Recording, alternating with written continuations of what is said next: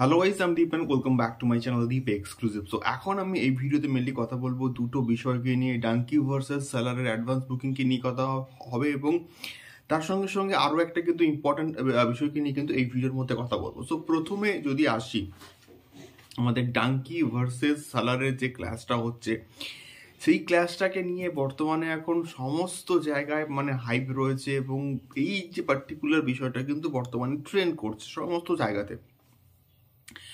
So গতকাল রাত্রি অবধি যে আপডেট, গতকাল রাত্রি মোটামুটি 11:30 অবধি যে আপডেট, সেই আপডেট অনুযায়ী কিন্তু সালার এবং ডাঙ্কির মধ্যে কিন্তু ডিফারেন্স বলি বা ব্যবধান বলি কিন্তু খুব বেশি নেই, খুব কিন্তু কম রয়েছে। মানে সালার মানে সব মিলিয়ে সাউথ এবং হিন্দি বেল্ট সব মিলিয়ে যে গ্রস কালেকশনস করেছে এখনো অবধি, গতকাল রাতে ঠিক 11:30 অবধি, সেটা হচ্ছে 6.02 করোড়। 6.02 করোড় কিন্তু সালারের হচ্ছে গ্রস কালেকশনস হয়েছে এখনো অবধি, এবং হিন্দি মার্কেটে কিন্তু প্রায় 1.5 করোড় হচ্ছে গ্রস কালেকশন হয়েছে সালারের হিন্দি ভার্সনের ক্ষেত্রে। এবং সালারের ট্রেলার 2 আসার পর প্রায় 189% কিন্তু অ্যাডভান্স বুকিংয়ের ক্ষেত্রে কিন্তু গ্রোথ আমরা দেখতে পাচ্ছি।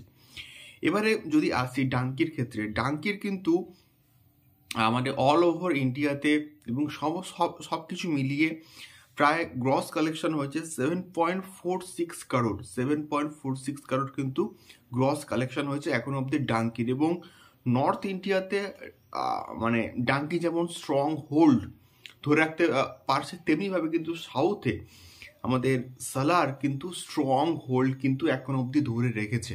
এবারে এটার যে আলটিমেট ডে ওয়ানে যে বক্স অফিস কালেকশনস হবে, সেখানে খুব বেশি কিন্তু ডিফারেন্স, খুব বেশি কিন্তু পার্থক্য কিন্তু হবে না। এবারে দেখা যাক আলটিমেটলি এই আজকের হচ্ছে এবং কালকের কেমন হচ্ছে আমাদের অ্যাডভান্স বুকিং হয়, তার উপরে কিন্তু সব কিছু ডিপেন্ড করছে। এবং কালকে কিন্তু আলটিমেটলি ডাঙ্কি রিলিজ করছে, এবং একদিন আগে যখন ডাঙ্কি রিলিজ করছে তখন কিন্তু ডাঙ্কি একটা স্ক্রিন বা শো পাওয়ার ক্ষেত্রে অনেক কিন্তু বেশি অ্যাডভান্টেজেস পাবে, অনেক বেশি কিন্তু শো পাবে ডাঙ্কি।